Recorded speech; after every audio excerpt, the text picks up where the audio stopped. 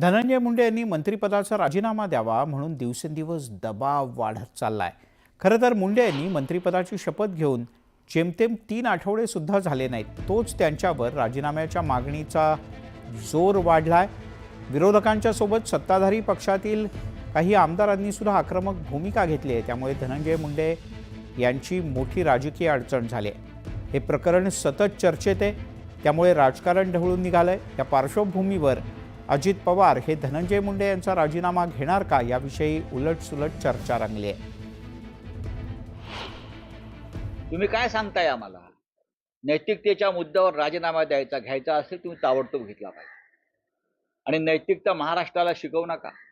तुम्ही किती नीतिमान आहात ते आम्हाला माहिती आहे।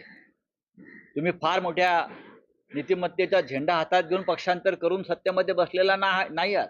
म्हणजे जेव्हा आर पाटलांच्या बाबतीत एक साधं वक्तव्य त्यांच्याकडनं आलं होतं, ते सुद्धा हिंदीत आलं होतं। मराठी शाळेमध्ये शिकणाऱ्या एका व्यक्तीने हिंदीत चुकीचं स्टेटमेंट दिलं, पण नैतिकता बघता त्यांनी तिथं राजीनामा दिला।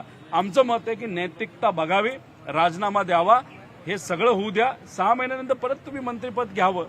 यांना फुल सपोर्टेड भूमिका आहे।